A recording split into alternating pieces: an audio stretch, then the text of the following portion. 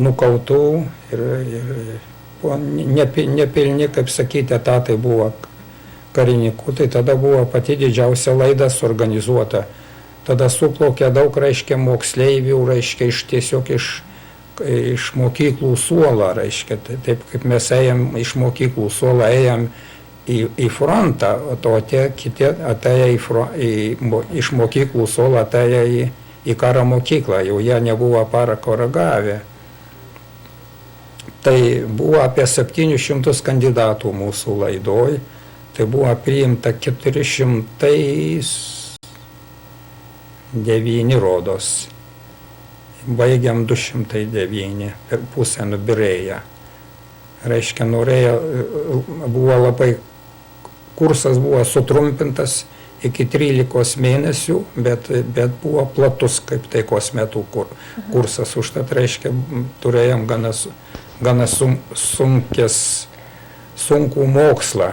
Iš 400 nubirėjo pusę, kurie neišlaikė dėl sveikatos ar dėl sunkumo, kiti pasitraukė savo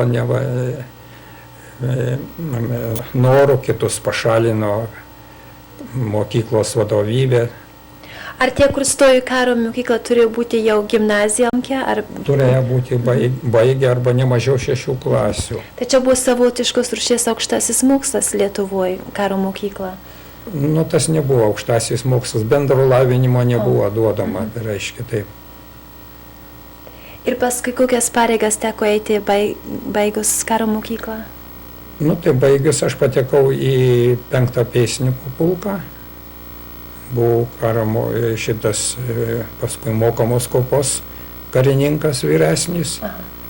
Suorganizavau paskui kai demarkacijų pločio tarp Vilniaus krašto ir didžiosios Lietuvos. Ir toj zonai buvo pilna partizanų, Lenkų buvo dalis ir mūsų. Nu, ir Lenkai dažnai iš tos zonos pereidavo lietuvių pusę, sulaužydavo, reiškia, tą sieną, vadinamą demarkacijos liniją. Tai vieną kartą, reiškia, sulaužė, kai 5 pulką per 2 valandas išmetė į frontą. Turėjo, kaip sakyti, užkišti spragą, kad išvyti Lenkus. Tai man teko irgi biškį tenai dalyvauti, reiškia, kautynių didelių nebuvo, bet, reiškia, tokių mažų susirėmimų. Maždaug katruo laikotarpio, katrais metais vyko šitie tokie pasikeitimai? 22 metais, tada, kai buvo Klaipėdos vadavimas, tai tuo pačiu laiku mes išėjom prie demarkacijos liniją. Bet tik tai, o paskui grįžus, aš buvau mokomas kopos, jau geras karininkas, vyresnis karininkas, ir paskui papildė, pulkas buvo 2 tik batalionų, 3 batalioną organizavo, tai man pavedė suorganizuoti į kopą. O reikėjo ties karininkui kopą organizuoti net taip lengva, dėl to, kad jis turi paimti visą kopos turtą, reiškia, tam tikrus visokius formalumus, knygas užvesti, turto knygas, mitybą, reiškia, suorganizuoti viską. Aš neturėjau visai jokių puskarininkų senų. Viską pulke organizuoja tai viršila, reiškia, ūkio vadovas kopos, reiškia, prižiūri turtą, prižiūri maistą, reiškia, ir taip toliau. Ir šarvuotė ir ginklus. Tai aš tą vis tiek kopą suorganizavau, išmokiau. Ir už kelių mėnesių atsirado vienas koksai rusų tarnybos karininkas visai, rikiuotė netinkamas, bet jis kapitonas, aš leitenantas, tai nutarė, kad jam reikia kuo atiduoti. Aš tada buvau labai piktas ir tada pasiprašiau man iškelti kur nors kitur. Aš nebenoriu, sakau.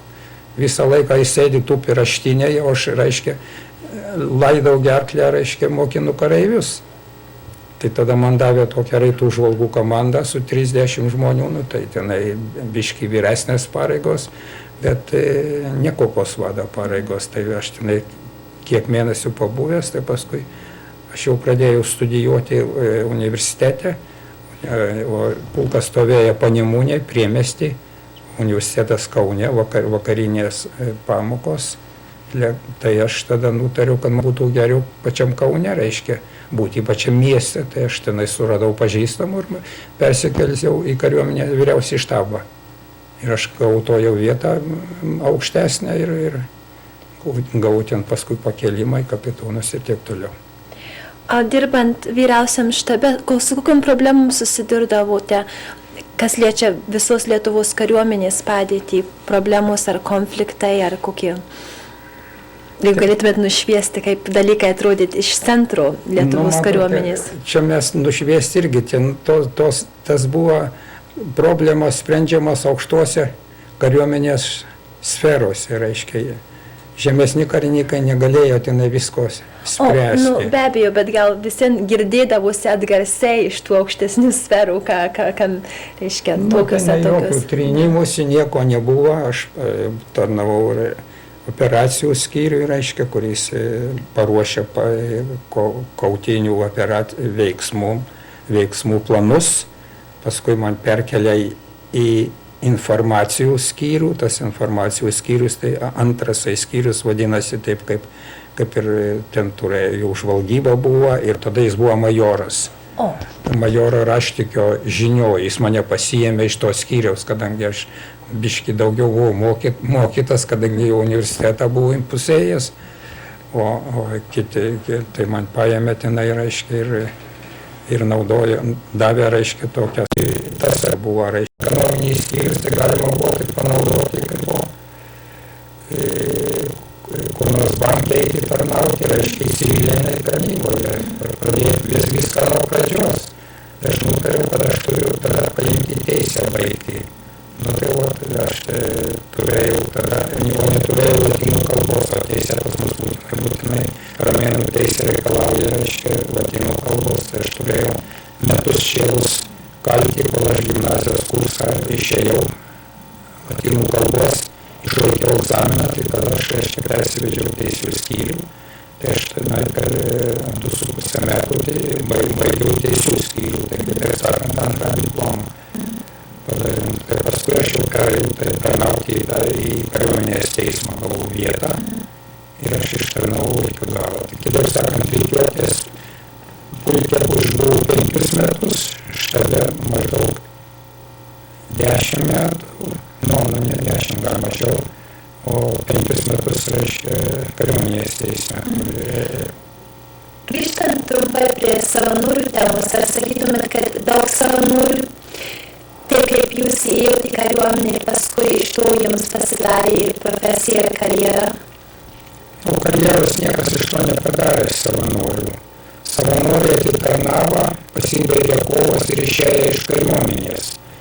Ir savanoriai gavo tą medalį savanorių, paskui gavo, reiškia, sklypą žemės, kurie buvo maža žemės, tai galima buvo tik panaudoti kaip kur nors banke eiti tarnauti, reiškia, į civiliniai tarnyboje, pradėti viską nuo pradžios.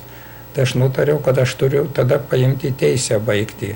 Tai aš turėjau tada, o neturėjau lotynų kalbos, o teisė pas mus būtinai romėnų teisė reikalauja, reiškia, lotynų kalbos. Tai aš turėjau metus šėlus kalti, kol aš gimnazijos kursą išėjau lotynų kalbos. Išlaikiau egzaminą, tai tada aš, reiškia, persivedžiau teisėjų skyrių. Tai aš per 2,5 metų baigiau teisėjų skyrių, tai kitaip sakant, antrą diplomą padariau. Tai paskui aš jau perėjau tarnauti į kariuomenės teismą, gavau vietą ir aš ištarnavau iki galo. Tai kitaip sakant, rikiuotės pulke išbuvau 5 metus, štabe maždaug 10 metų. Ne 10, gal mažiau, o 5 metus, reiškia, kariuomenės teisme.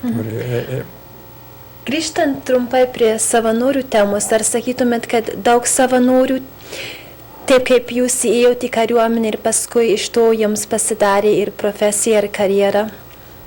Karjeros niekas iš to nepadarė savanorių. Savanoriai atitarnavo, pasibaigė kovos ir išėjo iš kariuomenės. Ir savanoriai gavo tą medalį savanorių, paskui gavo, reiškia, sklypą žemės, kurie buvo maža žemė. Aš buvau didžia žemės sūnus, tai man nedavė, bet paskui aš gavau visgi sklypą priemiestį, tai ką aš su juo darysiu, Vilijampolės mieste, tai aš priemėsi, tai aš jį pardaviau. Paskui miško davė, reiškia, nevansiu kur, tai mišką pardaviau, taip. Tai tokia nauda savanorimas išėjo. Bet, reiškia, kariuomeniais niekas neturėjo jokių ten privilegijų. Baigiant, norėčiau paklausti, kaip jūs žiūrėtumėt į savo, reiškia, tarnybą kariuomenėje ir savo buvimą savanoriu? Ar yra kas nors ypatingo, ką norėtumėt iškelt ar pabrėžti, ar ką mes nesam jūsų paklausę? Nu, matot, savanoriai tai buvo, kaip sakyti, kariuomenės stuburas, stuburkaulis, kuris reiškia,